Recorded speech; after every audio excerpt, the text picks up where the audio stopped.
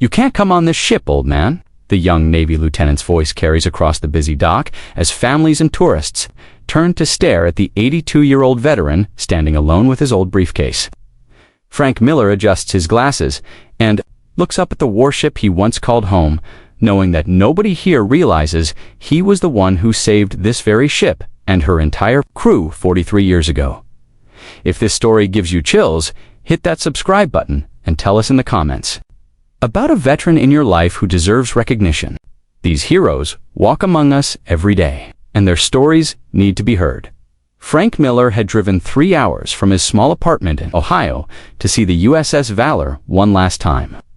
The destroyer was being retired after 45 years of service, and today was the final public tour before she would be towed away to become scrap metal. Frank carried his worn leather briefcase and wore his old Navy baseball cap, the only signs that he had once served his country. The morning sun reflected off the gray hull of the ship as Frank approached the security checkpoint. Lieutenant David Barnes, a sharp young officer in his crisp white uniform, looked up from his clipboard. His eyes quickly scanned Frank's appearance. The old man's clothes were simple. His walk was slow, and he looked like any other curious tourist. "I need to see your invitation, sir," Lieutenant Barnes said, holding out his hand. Frank reached into his jacket pocket and pulled out a folded piece of paper. It printed the public tour's announcement from the Navy's website 2 weeks ago. The lieutenant took the paper and looked at it with a frown. "This is just a general announcement, sir. This event is for special guests only, family members of current crew and retired officers with proper credentials." Frank felt his heart sink. "But the website said it was open to the public," he said quietly. Lieutenant Barnes shook his head. "I'm sorry, but we had to change that. Too many people signed up. We can only allow authorized personnel and their families." Behind Frank, a small crowd was starting to gather. A few other elderly men in veteran caps were watching the conversation. Some tourists with cameras were also paying attention. Frank could feel their eyes on him. "I served on the ship," Frank said, his voice barely above a whisper. "I was stationed here from 1979 to 1982, the lieutenant looked at Frank's simple clothes and old baseball cap. He didn't see any ribbons, medals, or official Navy gear. "Do you have any proof of that, sir? Your discharge papers?" A veteran ID. Frank's hands trembled slightly as he opened his briefcase. Inside were old photographs, some papers, and a small wooden box. He pulled out a faded ID card from 1980 with his picture on it. Lieutenant Barnes took the card and studied it for a moment. "Sir, this is over 40 years old. Anyone could have gotten this made. I need current documentation." A woman, with her teenage son, stepped closer. "Why is this taking so long?" she asked loudly. "We've been waiting in line for 20 minutes. The lieutenant looked up at the growing crowd. "Sir, I'm going to have to ask you to step aside. You're holding up the line." Frank felt his cheeks burn with embarrassment. He could hear people whispering.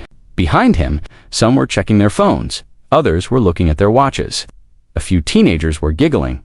"Please," Frank said, his voice cracking. "I just want to see the ship one more time. I have all my old photos here." He opened his briefcase wider, showing the contents. Lieutenant Barnes barely glanced at the photos. "Sir, I don't have time to look through your personal pictures. You need official documentation, or you cannot board this vessel." A man in an expensive suit pushed forward.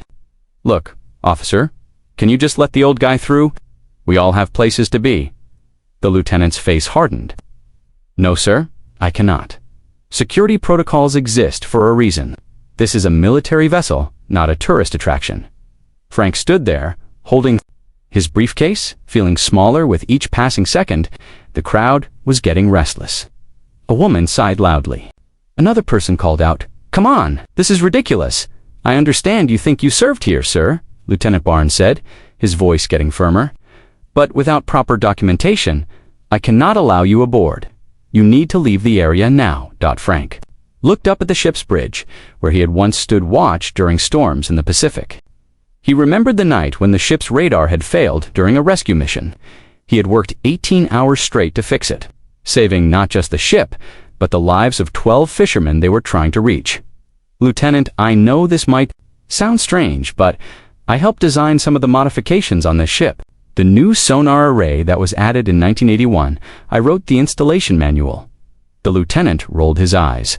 Sir, with all due respect, you don't look like a Navy engineer. Now please step aside. The crowd was getting louder. Someone shouted, just let him through. Another person said, this is taking forever. Frank felt tears building in his eyes. He had never been good at defending himself. Even in the Navy, he had been quiet, focused on his work, rather than making friends or getting recognition. Most people didn't even know what he did on the ship. A young sailor approached Lieutenant Barnes.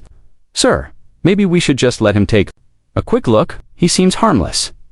Barnes turned to the sailor with an angry look. Petty officer, you do not make decisions about security.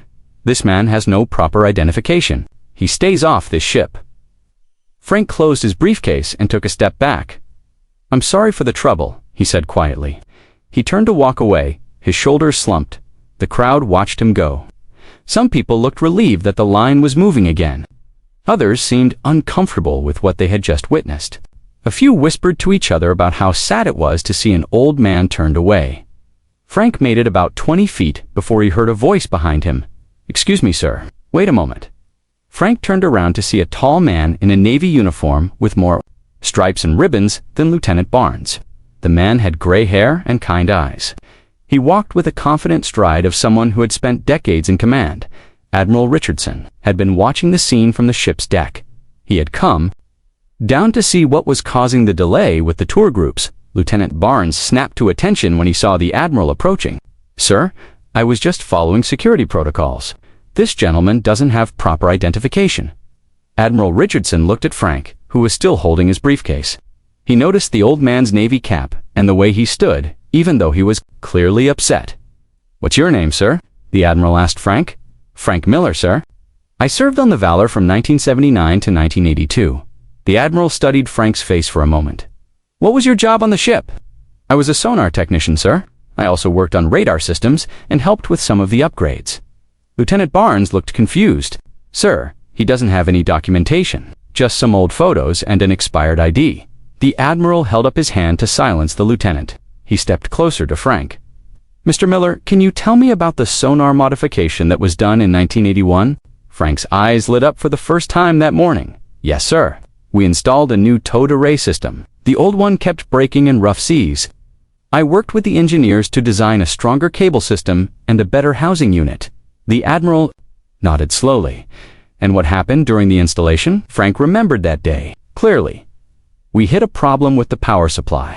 The new system needed more electricity than the old one. I had to redesign the entire electrical connection. It took 3 days, and I barely slept.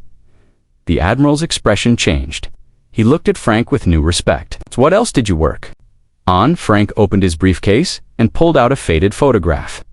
This was taken during a storm in 1982. The radar went down during a rescue mission. I fixed it using spare parts from the radio room. The Admiral took the photograph and studied it. In the picture, a much younger Frank was working inside an open radar cabinet, tools scattered around him. In the background, other sailors were watching, their faces tense. Admiral Richardson looked at the photo for a long moment, then handed it back to Frank. He turned to Lieutenant Barnes, who was still standing at attention. Lieutenant, do you know who this man is? Barnes looked confused. Sir, he's just a civilian who says he used to serve here. The Admiral shook his head. This is Frank Miller. He saved this ship and her crew at least 3 times during his service. The sonar modification he mentioned, it prevented us from running aground during a typhoon in 1982, the radar repair. It helped us rescue 12 fishermen who would have died without it.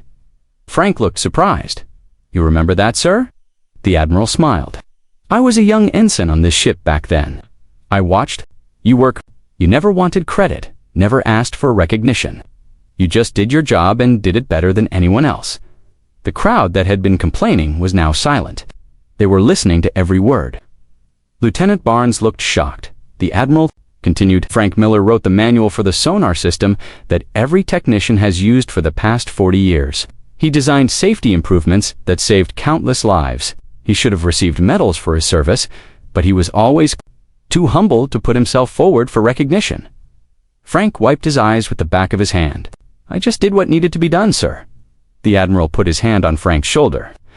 Lieutenant Barnes, you will personally escort Mr. Miller aboard this ship. He will receive a full tour, and you will make sure he sees everything he wants to. Yes, sir, Barnes said, his face red with embarrassment. The Admiral looked at the crowd of tourists and families. Ladies and gentlemen, you are in the presence of a true hero. This man's work on this ship saved lives and kept our sailors safe for decades. He deserves our respect and our thanks. Crowds started clapping. Some people were wiping their eyes. A few veterans in the crowd saluted Frank, who looked overwhelmed by the attention. Mr. Miller, the Admiral said, would you do me the honor of cutting the ribbon for today's ceremony? Frank looked shocked. Sir, I couldn't do that. I'm just a technician. The Admiral smiled. You're much more than that. You're the reason this ship had such a distinguished career. You're the reason so many sailors made it home safe to their families. Frank walked toward the ship, escorted by Lieutenant Barnes.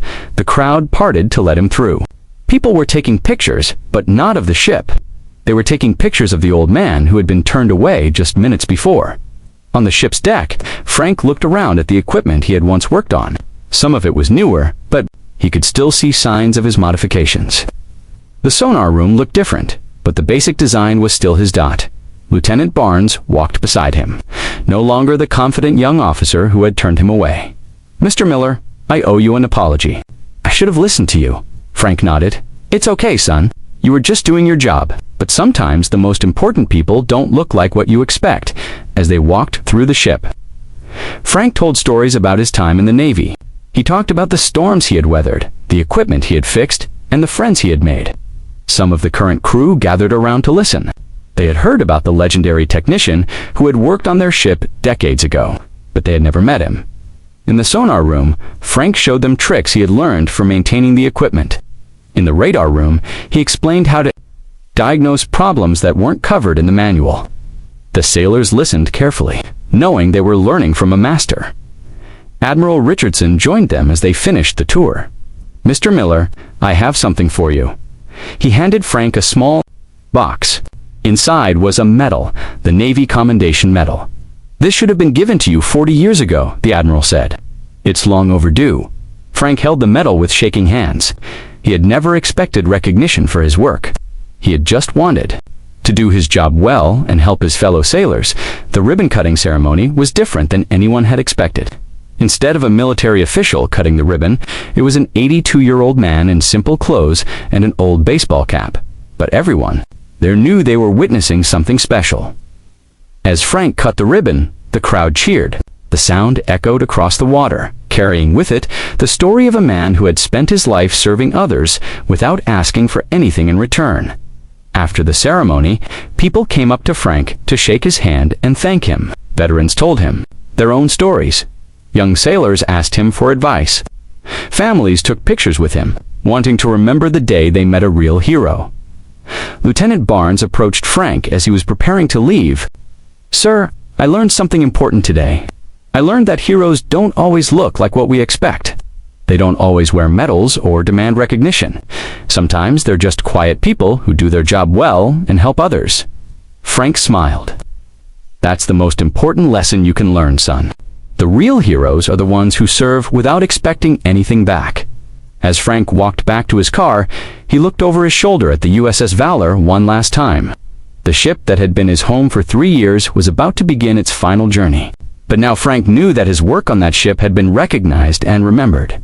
He drove home that evening with his new medal on the passenger seat beside him. For the first time in 40 years, Frank Miller felt like his service had truly mattered. The next morning, a video of the ceremony appeared on social media. It showed an elderly man being turned away from a Navy ship, then being honored as a hero. The video went viral, shared by thousands of people who were moved by the story in the comments. People shared their own stories about veterans they knew. They talked about their grandfathers who had served, their uncles who had been in the military, and their neighbors who were quiet heroes. Frank never saw the video. He didn't use social media or spend time on the internet, but his story reached people all over the world, reminding them that heroes come in many forms. They don't always wear uniforms or carry medals. Sometimes they're just ordinary people who do extraordinary things when they're needed most. Frank Miller had spent his life serving others, asking for nothing in return. On that day at the dock, he finally received the recognition he had always deserved. But more importantly, he reminded everyone watching that the greatest heroes are often the ones we never notice, the quiet ones who do their job well and help others, simply because it's the right thing to do.